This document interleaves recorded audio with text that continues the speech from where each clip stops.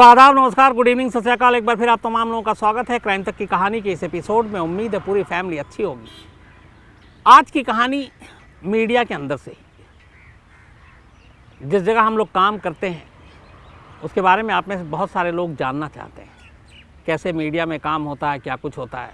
हालांकि एक अफसोस की बात यह है कि इधर कुछ वक्त से मीडिया को लेकर बहुत बातें हो रही हैं, मीडिया पे बहुत सारी उंगलियां भी उठ रही हैं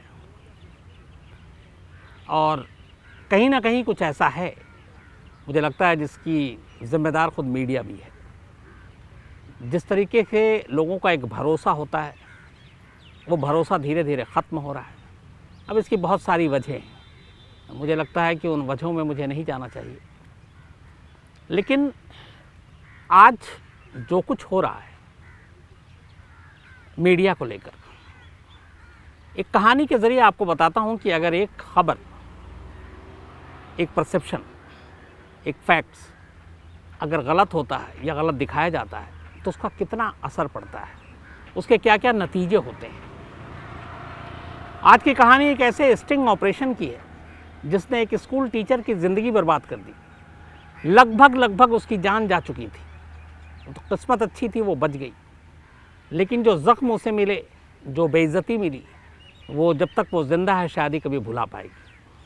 और ये सब कुछ हुआ सिर्फ एक खबर को लेकर, एक स्टिंग ऑपरेशन को लेकर। 2000 के बाद से इंडिया में न्यूज़ चैनल की एक तरह से बाढ़ आई। उससे पहले इतना सारा नहीं था। 2000 के बाद बहुत सारे न्यूज़ चैनल आए। इस वक्त तो करीब न्यूज़ चैनल की तादाद 500 के आसपास है, रीजनल और नेशनल को आप मिला लें तो जब भी कोई न्यूज़ चैनल लॉन्च होता है या नया आता है तो आपको कंपटीशन में खड़ा होने के लिए कुछ अलग करना पड़ता है, और इस अलग के चक्कर में कई बार बहुत सारी गड़बड़ी होती है। 2000 के आसपास स्टिंग ऑपरेशन बहुत ज़्यादा नहीं हुआ करता था, एक शुरुआत थी। तब उस तरह के हिडन कैमरे भी नहीं आया करते थे, बहुत सारी चीज़ें जो अब हैं, लेकिन उस वक्त कुछ बड़े स्टिंग ऑपरेशन भी हुए। हमारे आज तक में एक टीम थी हमारी, दीपक शर्मा, हमारे सीनियर कुलीग, मैं उन्हें हाजी जी कहकर बुलाता हूँ। बड़े अच्छे इंसान, बहुत अच्छा लिखते हैं, ख़बरों पे बड़ी अच्छी पकड़ है उनकी। तो वो स्टिंग ऑपरेशन के माहिर थे और उन्हीं की अगुवाई में एक आज तक की टीम बनी थी और उन्होंने बड़े बड़े स्टिंग ऑपरेशन किए, स्पोर्ट्स पे किए और बाकी अलग अलग अंडरवर्ल्ड पे किए। बहुत सारे, मतलब वाकई लाजवाब स्टिंग ऑपरेशन थे। एक हमारे पुराने साथी थे रवि शर्मा, उन्होंने तिहाड़ जेल में स्टिंग ऑपरेशन किया जिसके लिए उन्हें अवार्ड भी मिला यूएस में। और उसी तरीके से एक धीरेन्द्र पुंडीर थे हमारे साथ, उन्होंने स्टिंग ऑपरेशन किया। एक घूस महल, सरकारी अफसर कैसे घूस लेते हैं। तो इवन पार्लियामेंट के एमपी के भी छुपे कैमरे से स्टिंग किया गया था। कैसे सवाल बिकते हैं, जवाब बिकते हैं, हमारे मुल्क के आली जनाब बिकते हैं, कि एमपी जो है क्वेश्चन आवर में कैसे पैसे लेके सवाल पूछते हैं, वो ऑपरेशन भी हुआ था आज तक पे। तो ऐसे कुछ अच्छे ऑपरेशन हुए, स्टिंग ऑपरेशन। लेकिन फिर स्टिंग ऑपरेशन का थोड़ा सा दायरा बिखरता गया और स्टिंग ऑपरेशन जैसे होनी चाहिए नहीं हुई। इसको लेकर ये जो कहानी आज आपको मैं सुनाने जा रहा हूँ, ये एक नज़ीर बनी और उसके बाद बहुत सारी चीज़ें बदली। स्टिंग ऑपरेशन करने के लिए एक ज़रूरी है कि आप जब फील्ड में जाएं तो आपको कोई पहचाने नहीं, वरना आप पकड़े जाएंगे। क्योंकि स्टिंग ऑपरेशन ज़्यादातर करने वाले लोग वो अलग अलग, मतलब भेस तो नहीं कहेंगे, अलग अलग नाम से या अलग अलग पहचान से वहाँ पहुँचते हैं और फिर ख़बरें निकालते हैं। तो एक टीवी पे आने वाला चेहरा वो स्टिंग ऑपरेशन नहीं कर सकता है। जैसे मैं चूँकि लगातार एंकरिंग भी करता हूँ, टीवी पे आता हूँ, दिखता हूँ, तो मैं स्टिंग ऑपरेशन करने जाऊँगा तो शायद सबसे पहले पिट जाऊँगा। तो वो कभी किया नहीं, कोशिश भी नहीं की, क्योंकि इसके लिए ऑलरेडी टीम थी हमारे पास। दीपक शर्मा जैसे होनहार हमारे कुलीग, जिन्होंने बड़े अच्छी स्टिंग ऑपरेशन एक से एक की थी। आज की स्टिंग ऑपरेशन की जो कहानी है, हुआ ये कि एक चैनल आया था उस वक्त, लाइव इंडिया। पहले उसका कुछ और नाम था, लेकिन उसको नए सिरे से लॉन्च किया गया। 30 अगस्त 2007, 30 अगस्त 2007 को पुरानी दिल्ली के तुर्कमान गेट इलाके में एक सर्वोदय कन्या विद्यालय सरकारी स्कूल है, दिल्ली सरकार के अंडर में आती है। इस स्कूल से रिलेटेड एक स्टिंग ऑपरेशन लाइव इंडिया पे चलाई जाती है और जो स्टिंग ऑपरेशन चलाया गया वो करीब दोपहर का वक्त था। 30 अगस्त की बात है ये, 2007। स्टिंग ऑपरेशन में ये दिखाया गया कि इस स्कूल की एक टीचर जो मैथ पढ़ाती हैं, जिनका नाम उमा खुराना है, वो स्कूल की बच्चों को प्रोस्टिट्यूशन के धंधे में ढकेलती हैं। जो नहीं मानती हैं उनकी फिल्में बनाती हैं और फिर ब्लैकमेल करती हैं। पूरे स्टिंग ऑपरेशन में फिर ये दिखाया गया कि एक ख़ास जगह पर उमा खुराना एक लड़की के साथ बैठी हुई हैं या बात कर रही हैं और किसी एक कस्टमर का इंतज़ार हो रहा है, और उस स्टिंग ऑपरेशन के ज़रिए साबित कर दिया गया कि उमा खुराना स्कूल की टीचर होने के बावजूद प्रोस्टिट्यूशन के धंधे में है और स्कूल की लड़कियों को इस धंधे में उतारती है। ये पूरा लबोलवाब था इस स्टिंग ऑपरेशन का। इसके बाद इस स्टिंग ऑपरेशन में एक लड़की को दिखाया जाता है हिडन कैमरे में, और वो लड़की कहती है कि मैं इसी स्कूल की स्टूडेंट हूँ और इस धंधे में मुझे मेरी टीचर उमा खुराना ने घसीटा है और मैं प्रोस्टिट्यूशन के धंधे में हूँ, और ये जो मेरी मैथ की टीचर है इन्होंने किया, और स्कूल की ऐसी बहुत सारी लड़कियाँ हैं जो इस धंधे में हैं और जिनको इस उमा खुराना ने इस धंधे में उतारा है। अपने आप में ये खबर मतलब बेहद भयानक है, इसलिए कि स्कूल में जो बच्चियां पढ़ती हैं उनके पेरेंट्स के बारे में आप सोचना शुरू कीजिए। स्कूल का नाम डिस्क्लोज़ हो गया, स्कूल की टीचर का नाम हो गया, और एक स्टिंग ऑपरेशन में लड़की है जो ख़ुद को उस स्कूल का स्टूडेंट बता रही है और कह रही है कि मुझे इस धंधे में मेरी टीचर ने उतारा है और मैं प्रोस्टिट्यूशन के धंधे में हूँ। और फिर एक जगह पे एक कार में एक कस्टमर के साथ उसे दिखाया जाता है और उस जगह पे उमा खुराना भी खड़ी हैं। तुर्कमान गेट पुरानी दिल्ली का इलाका है, दिल्ली गेट से बेहद नज़दीक है और यहाँ से डीसीपी ऑफिस की दूरी भी मुश्किल से 1 किलोमीटर की होगी। ये sting operation live India channel पे चलता है और चलते ही थोड़ी देर के बाद कोहराम मच जाता है। इस सर्वोदय कन्या विद्यालय में जो ज़्यादातर बच्चियाँ पढ़ती हैं वो उसी पुरानी दिल्ली से आती हैं, आसपास से। और पुरानी दिल्ली में जो लड़कियाँ पढ़ती हैं, जब उनके पेरेंट्स को, उनके घर वालों को ये न्यूज़ पता चली तो सभी सदमे में आ गए। और ये सदमा उनका जायज़ भी था और गुस्सा भी जायज़ था कि जिस स्कूल में वो अपनी बच्चियों को पढ़ने भेजते हैं, अच्छा ये लड़कियों के ही, क्योंकि कन्या विद्यालय थी, सिर्फ लड़कियां पढ़ती थी, वहाँ पे उन लड़कियों से अगर कोई इस तरह का धंधा कराए तो किसी भी पेरेंट्स के लिए मतलब उसके पैरों तले ज़मीन निकल जाएगी। तो जैसे ही ये खबर आई, आग की तरह खबर फैली, लोग भयानक गुस्से में हुए और जितने पेरेंट्स थे वो अपने अपने घरों से निकले। ये 30 अगस्त 2007 की ही बात है और उस वक्त तक स्कूल की शायद छुट्टी नहीं हुई थी। एक तो ये जो स्टिंग चला वो स्कूल जब चल रहा है उस वक्त चला, अगर शायद शाम या रात को चलते स्कूल बंद होता, बहुत सारी चीज़ें बच सकती थी, लेकिन ऐसा हुआ नहीं। स्कूल जारी है और स्टिंग ऑपरेशन चल गया, खबर पुरानी दिल्ली में पहुंच गई। माँ बाप और भाई बहन जितने भी रिश्तेदार हैं वो धीरे धीरे करके स्कूल के बाहर जमा हो गए, नारे लगने लगे और सभी की एक मांग थी कि जो टीचर हैं उमा खुराना उनके हवाले किया जाए। लोगों में भयानक गुस्सा था। इस बीच में वहाँ पे पुलिस भी आई, लोगों को समझा रही है, लेकिन कोई फ़ायदा नहीं। और बदकिस्मती से फिर उमा खुराना उनके हाथ लग जाती हैं। तुर्कमान गेट पर 30 अगस्त 2007 की उस शाम को उमा खुराना के साथ जो कुछ होता है वो किसी भी सभ्य समाज को शर्मिंदा कर दे। उमा खुराना के साथ मारपीट की जाती है, उनके कपड़े फाड़ दिए जाते हैं और बस एक तरह से लिंचिंग होनी बाकी थी और शायद वो भी हो जाता। उमा खुराना उस वक्त उसी स्कूल के गेट के बाहर शायद दम तोड़ देती, जिस तरीके से लोग गुस्से में थे और लगभग उनको मार दिया जाना था। लेकिन कुछ पुलिस वालों ने हिम्मत दिखाई और कुछ पुरानी दिल्ली के लोगों ने भी हिम्मत दिखाई जो गुस्से में थे, लेकिन उनका ये था कि कानून को अपना काम करने दो। और इन लोगों की मदद से बड़ी मुश्किल से उमा खुराना को भीड़ के उस चंगुल से बचाया गया और उसके बाद पुलिस उन्हें अपने साथ ले जाती है। स्टिंग ऑपरेशन चल चुका था, लोगों में गुस्सा था, दिल्ली सरकार का ये स्कूल है। अगले दिन होते होते एक तो उस दिन ले गई और दिल्ली पुलिस ने उमा खुराना को गिरफ्तार कर लिया अलग अलग सेक्शन में। उसमें प्रोस्टिट्यूशन का, बच्चों के साथ प्रोस्टिट्यूशन के उनके धंधे में धकेलने का, तो अरेस्ट कर लिया उमा खुराना को। अगले दिन दिल्ली सरकार ने चैनल से वीडियो फुटेज मंगाए और उसमें उमा खुराना को स्कूल की वाइस प्रिंसिपल ने पहचाना, आवाज़ भी पहचानी। तो दिल्ली सरकार को लगा कि ये वही हैं स्टिंग ऑपरेशन में, तो ये सच है। इसके बाद दिल्ली सरकार ने उमा खुराना को नौकरी से सस्पेंड कर दिया और उनकी नौकरी ले ली।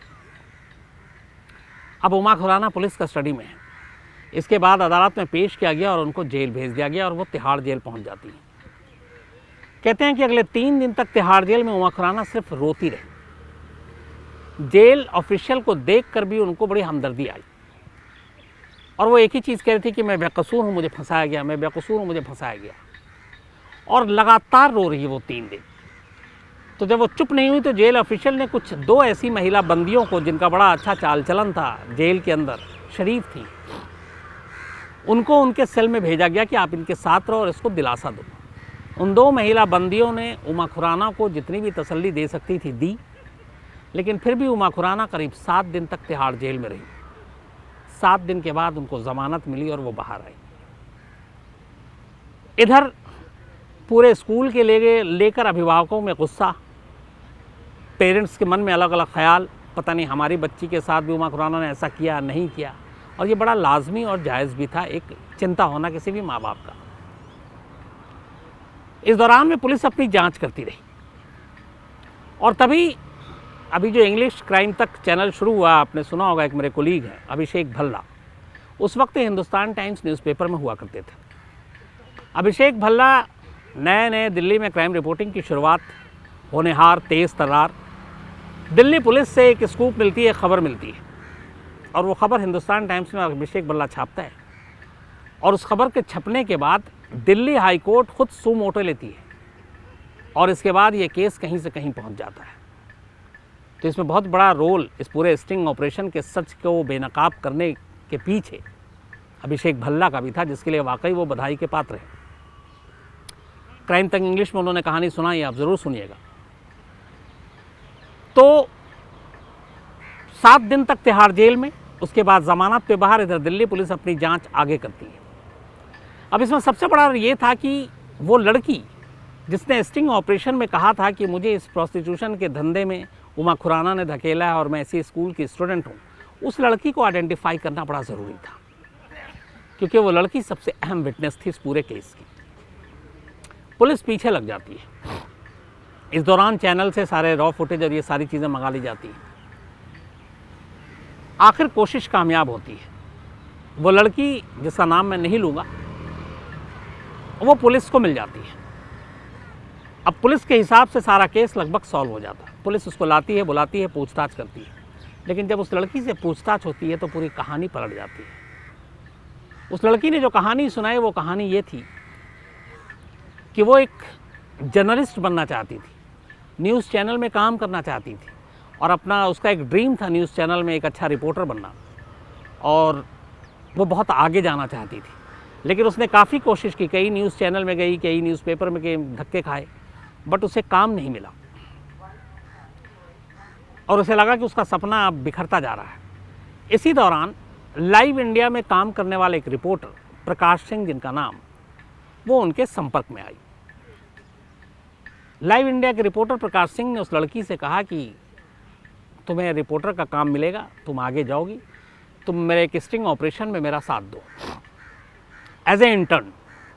लड़की को और क्या चाहिए था, उसे लगा कि चलो एक चैनल में इसी तरह एंट्री मिलेगी। इसके बाद यहाँ से कहानी और इसकी पूरी साजिश आगे बढ़ती है।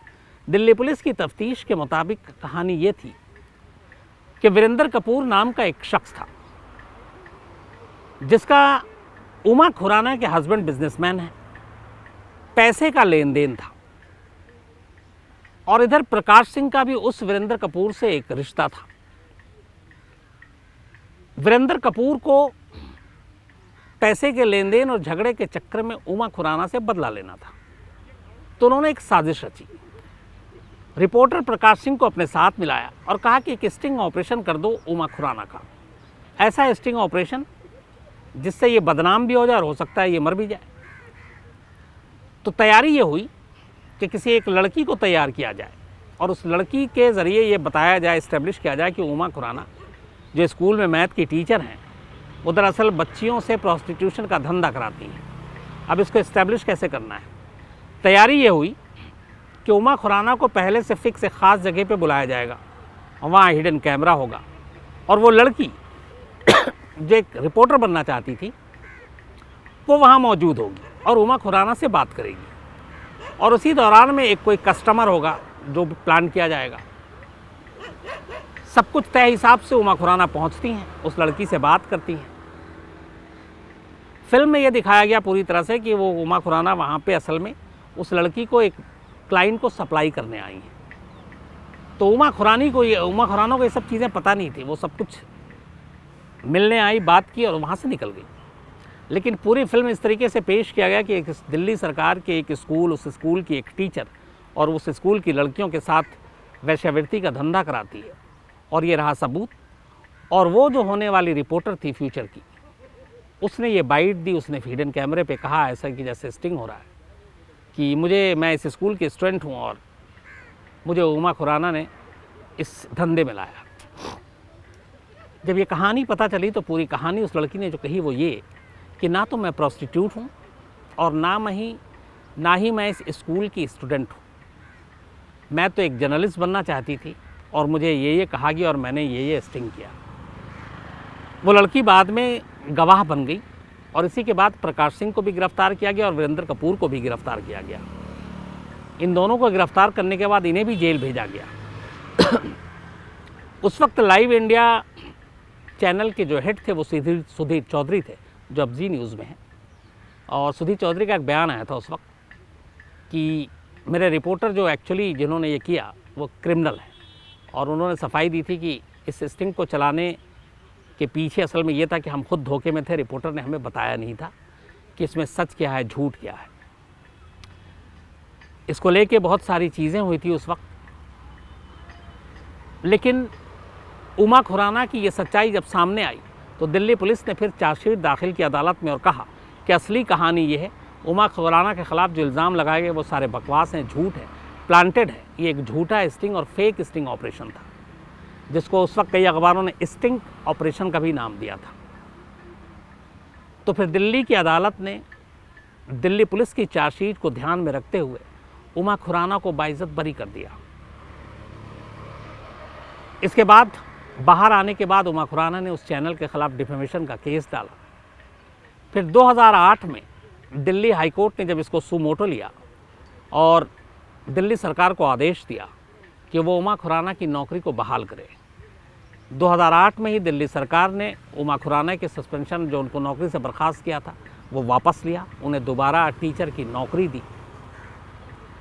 लेकिन फिर कुछ वक्त बाद जब वो दोबारा बहाल हो गए, उसके करीब 8 महीने बाद उमा खुराना ने दिल्ली की अदालत में एक याचिका दाखिल की और कहा कि वो जो डिफेमेशन का केस था सरकार के जो चैनल के ख़िलाफ़, वो वापस लेती हैं क्योंकि अदालत के बाहर उनका समझौता हो गया।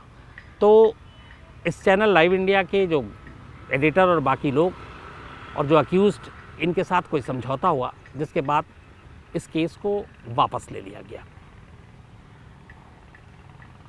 लेकिन इस केस के ज़रिए उस वक्त पहली बार लोगों के मन में एक सवाल आया और कोर्ट में भी आया, और कोर्ट ने फिर ये कहा कि स्टिंग ऑपरेशन बड़ी नाजुक चीज़ है, इससे एक शख्स की पूरी ज़िंदगी बर्बाद हो सकती है। जैसा उमा खुराना के साथ हुआ, वो तो नसीब वाली थी कि उनकी ज़िंदगी बच गई, वरना उस दिन वाकई लिंचिंग हो जाती और शायद वो ज़िंदा भी ना होती। लेकिन कुछ पुलिस वाले और कुछ आम लोगों की हिम्मत की वजह से भीड़ से उनको निकाल कर ले जाया गया। लेकिन जिस तरह उनके कपड़े फाड़े, उन्हें नंगा किया गया, उनको मारा गया, पीटा गया, उसके बाद 7 दिन तक बेकसूर होते हुए तिहाड़ में रहना पड़ा एक टीचर, एक महिला टीचर को, जिसने कुछ नहीं किया। तो आप उसकी मनोदशा को समझ सकते हैं कि उसके ऊपर क्या बीती होगी। बल्कि मुझे लगता है कि शायद आज 13 साल बीत गए, लेकिन वो 30 अगस्त 2007 की वो शाम, वो दोपहर शायद ही उमा खुराना कभी ज़िंदगी में भुला पाएँ। क्योंकि सिर्फ यहीं तक नहीं था, बल्कि उनके पड़ोस, उनके जानने वाले, उनके कलीग, सभी उन्हें शक और गंदी नज़रों से फिर देखती थी कि यार ये टीचर है और ये इस तरह के धंधे में है, अपने ही स्टूडेंट्स को, अपने ही बच्चों को इस तरीके के धंधे में उतारती है। आप सोचिए इस तरह के इल्ज़ाम किसी इंसान के लिए कितनी तक जानलेवा साबित हो सकती है। अदालत ने इन चीज़ों को बड़ी गंभीरता से लिया और उसके बाद ही यह तय हुआ था कि स्टिंग का कोई पैमाना होना चाहिए। स्टिंग ऑपरेशन सिर्फ वही होना चाहिए जिससे सोसाइटी का भला हो। किसी एक इंडिविजुअल को बदनाम करने, किसी एक इंडिविजुअल के वो बेडरूम में क्या कर रहा है, या वो होटल में क्या कर रहा है, या वो किसके साथ क्या कर रहा है, इससे समाज और बाकी लोगों का और देश का कोई मतलब नहीं है। तो स्टिंग ऑपरेशन वो हो जिससे एक सोसाइटी का, एक समाज का, आम लोगों का भला हो, तो उसी हिसाब से स्टिंग करना चाहिए। न कि व्यक्तिगत किसी को बदनाम करने और किसी को नीचा दिखाने या किसी को ऊंचा दिखाने के लिए स्टिंग होना चाहिए। उसके बाद फिर INB मिनिस्ट्री ने भी इसे बड़ी सख्ती से लिया था, और जब कोर्ट का ऑर्डर आया और उमा खुराना को बरी कर दिया गया बाइज्जत, तब फिर सूचना और प्रसारण मंत्रालय ने एक आदेश पास करने के बाद 30 दिन के लिए लाइव इंडिया को ऑफ एयर कर दिया था। मतलब किसी भी चैनल पे, किसी भी प्लेटफॉर्म पे, किसी भी केबल पे वो चैनल नहीं आएगा। तो ये सज़ा मिली थी चैनल को 30 दिन के लिए, और 30 दिन के लिए वो ब्लैकआउट किया गया था, उस चैनल को बंद कर दिया गया था। आज भी जब स्टिंग या मीडिया या खबरें की बात होती हैं तो ये वाली 2007 30 अगस्त की कहानी ज़रूर सामने आती, जिसको लेके लगभग दंगे का माहौल हो गया था। मतलब पब्लिक प्रॉपर्टी को भी उस दिन डैमेज किया गया था, बसों में आग लगा दी गई थी, टीचर उमा खुराना को तो मारा पीटा गया ही था, पब्लिक अपना गुस्सा वहाँ उतार रही थी। और किस चीज़ पर? एक झूठी खबर पर, एक झूठे स्टिंग पर। इसीलिए कहते हैं, जैसा मैंने शुरू में कहा, कि एक झूठी खबर मीडिया के ज़रिए बहुत सारी ज़िंदगियों पे असर डालती है, और इसीलिए हर खबर की एक अहमियत होती है। कई बार उसे देख कर, परख कर, समझ कर तब उन खबरों को दिखाना चाहिए। हालांकि मुझे लगता है कि जिस तरीके से चैनल की बाढ़ आई, उसमें ब्रेकिंग न्यूज़ और सबसे पहले सबसे आगे रहने की होड़ में अक्सर ये गलतियाँ होती हैं। मैंने क्राइम रिपोर्टिंग के अपने करियर में मुझसे भी बहुत गलतियाँ हुई हैं। मैंने कई बार आप लोगों को बताया अलग अलग। एक जैसे कनॉट प्लेस में ब्लास्ट हुआ था, ये शायद ये मामला था जब बाटला हाउस एनकाउंटर से ठीक पहले। तो मैं लाइव पे था और अचानक देखा कि एक बच्चा जो है वो दौड़ रहा है और कुछ पुलिस वाले पीछे दौड़ रहे हैं और बाकी दौड़ रहे हैं। मैं लाइव पे था और कहीं से मुझे आवाज़ आई कि ये बच्चा, क्या मतलब थोड़ा सा हाइट में बड़ा था। तो उस वक्त एक बड़ी तेज़ी से र्यूमर उड़ा था कि कोई ह्यूमन बॉम्ब घुस आया जो अपने आप को ब्लास्ट करके यहाँ पे नुकसान पहुँचाना चाहता है। तो उस लाइव के दौरान वो जब दौड़ रहा था तो उसके आगे पेट बाहर निकला हुआ था और कुछ ऐसा लग रहा था बेल्ट या क्या कुछ बंधा हुआ है। तो एक तरफ से शोर की आवाज़ सुनाई दी कि ये ह्यूमन बॉम्ब है, ह्यूमन बॉम्ब है। मैं लाइव पे था, तब तक मैं पलटा और मैंने भी कहा कि इस वक्त शायद यहाँ पे एक हंगामा है, अफरा तफरी का माहौल है, किसी ह्यूमन बॉम्ब की खबर है और वो ह्यूमन भाग रहा है। मुझे उस वक्त ये नहीं बोलना चाहिए, इसलिए कि पैनिक फैलाना हमारा काम नहीं, लेकिन मेरे मुंह से ये सारी चीज़ें निकली थी। मुझे एहसास है, हालांकि इस बात को पुराना काफ़ी टाइम हो गया, लेकिन तजुर्बे से आदमी सीखता है। थोड़ी देर के बाद पता चला कि असल में बच्चा वो ह्यूमन बॉम्ब नहीं था, बल्कि वो वहीं कनॉट प्लेस में गुब्बारा बेचने वाला बच्चा था। जब ये सारी चीज़ें हुई, पुलिस आई, धमाका हुआ, तो उसने अपने सारे गुब्बारे समेटे और कुछ उसने अपने जैकेट के अंदर डाल लिया था, जिससे उसको कई लोगों को गलतफहमी हुई, क्योंकि ये था कि एक ह्यूमन बॉम्ब भी है, कि ये बेल्ट बांधे हुआ है, बेल्ट, और उसमें शायद ब्लास्ट है और ये फट जाएगा। तो ऐसे सिचुएशन में भी आपको कैसे संभल कर बोलना है, क्या बोलना है, ये बड़ा ज़रूरी होता है। आदमी वक्त से सीखता है, हालात से सीखता है, तजुर्बे से सीखता है। पर ये मुझे हमेशा अपनी गलती याद रहती है उस वक्त, क्योंकि जब ये लाइव ख़त्म हुआ और पता चला कि वो गुब्बारे वाला था, तो मेरे ऑफिस से मुझे कई लोगों ने फ़ोन किया था और ये कहा था कि ऐसे सिचुएशन में कब कैसे क्या बोलना है, ये ज़रूर ध्यान रखना चाहिए।